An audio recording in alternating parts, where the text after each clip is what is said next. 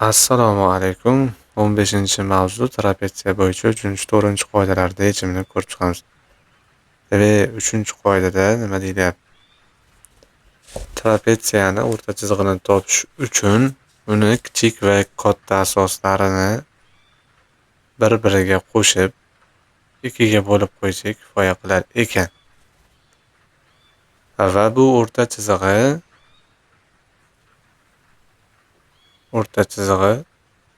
ABD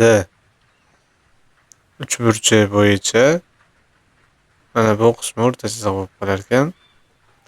ABD uchburchak bu asos A bo'lgani uchun buni A taqsim 2. Ya'niki ABC uchburchak uchun o'rta chiziq. Trapetsiya o'rta chizig'i bu uchburchak uchun o'rta chiziq bo'lib qolar ekan. Ma'lum bir qismi va A taqsim 2 beti A bo'lgani uchun. X uzunligini topish uchun B dan ayirib 2 ga bo'lish kerak ekan. Mana X uzunligini topishimiz kerak. Qoidada nima edi? Qoidada yuqori asosga pastki asosni qo'shib 2 ga bo'linsa o'rta chiziqqa teng bo'lar edi.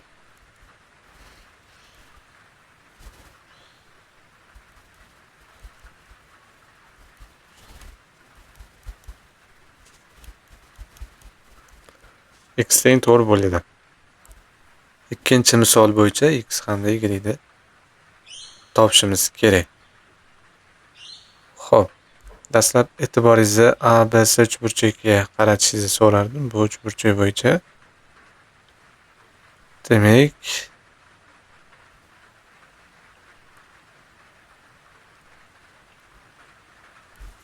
L dan mana bu yergacha bo'lgan masofa 2 ga teng. L nuqta yon tomonni o'rtasimi? Bu R nuqta ham bu yon tomon o'rtasi bo'ladi, o'rta chiziq bo'ladi.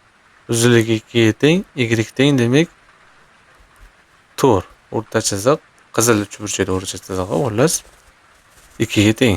Asosi ya'ni Y 4 ga teng bo'ladi. Shundan. Bu bitta masala bo'ldimi? Bu uchburchak ham asosga AB deb qarayman shu. Ko'k uchburchak bo'yicha mana bu qismi nimaga teng? Mana bu asosga yarmiga teng. O'rta chiziq bo'lib qoladi bu ko'k uchburchak uchun ham. Bu tomonning o'rtasi B nuqta, nuqta bu tomonning o'rtasi mana. Asos to'rligidan F dan E gacha bo'lgan masofa 2 bo'ladi. Hop. Endi mana bu uchburchak bo'yicha ASD sariq uchburchak bo'yicha ham F dan R gacha bo'lgan masofa o'rta chiziq bo'lib qoladi. F dan R gacha bo'lgan masofa 2 qo'shilgan X mi? Shuni 2 ga ko'paytirsam asos deb bunga qaraymiz. 10 ga teng bo'ladi.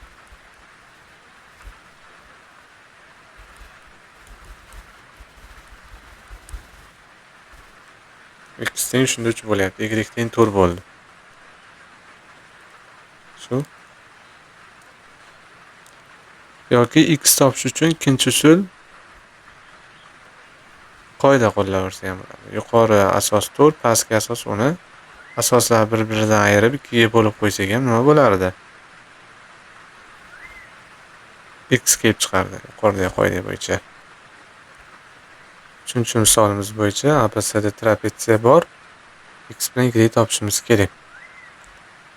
Dastlab mana bu ABD uchburchagiga e'tiboringizni qarating. Trapetsiyaning o'rta chizig'i bu uchburchakda ham o'rta chizig'i bo'ladi ma'lum bir qismi. Mana K dan E gacha bo'lgan qismini o'rta chiziq deb qarayapmiz. Xo'p, K dan E gacha o'rta chiziq deb qarasam, bu yon tomonning o'rtasi, keyin bu yon tomonning o'rtasi bo'ladi K. U tomonning o'rtasi. O'shandan asos deb 6 ga qarangda, o'rta chiziq, ya'ni X uzunligi 3 bo'ladi. Bo'ldi, X chiqdi. Y topish uchun qoida qo'llaymiz. 14dan 6ni ayirsam 8 2ga bo'lsam 4. Y teng 4, x teng 3. Hurmatli kuzatuvchilar, 4-qoidada trapetsiyaning yuzasini topish uchun uni o'rta chizig'ini balandlikka ko'paytirib qo'yishimiz yetarli ekan. Ya'ni o'rta chizig'ini topish uchun uni yuqori asosi va pastki asoslarni qo'shib 2ga bo'lib qo'yamiz. O'rta chiziq hosil bo'ladi va uni balandlikka ko'paytirsak yuzaga kelib chiqar ekan. Hop.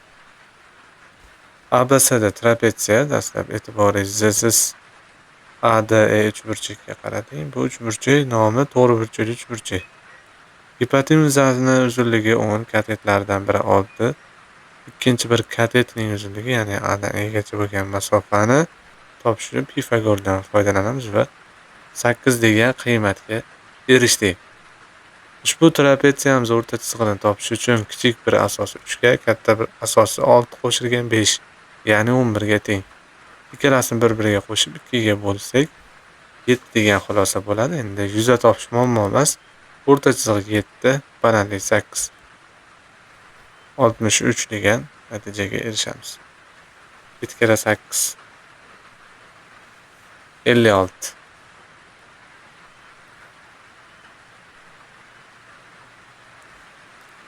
Ikkinchi misolimiz bo'yicha ABCda trapetsiya berilyapti.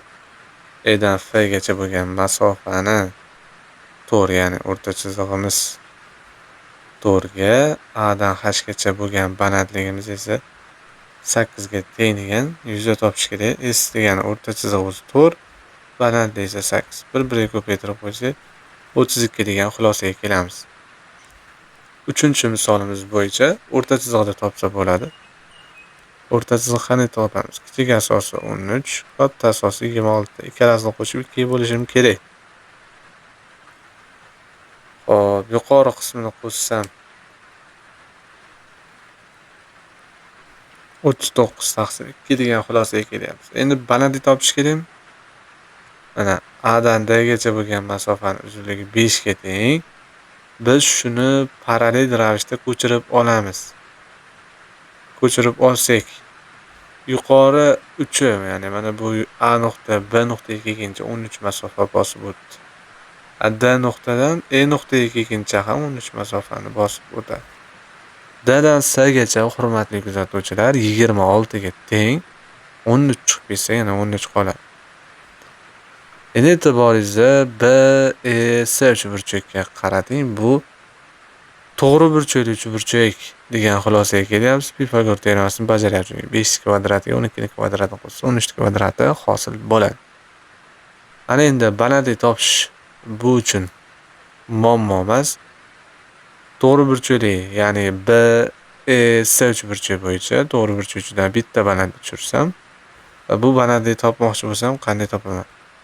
Katetlarni bir-biriga ko'paytirib gipotenuzaga bo'lib qo'yishim yetarli bo'ladi. Bizda o'rta chiziq hamda balandlik bor, yuza topish endi muammo emas. Uchinchi ishimiz o'rta chiziq 39 taqsim 2, balandlik esa 60 taqsim 13. Hisoblab qo'yamiz.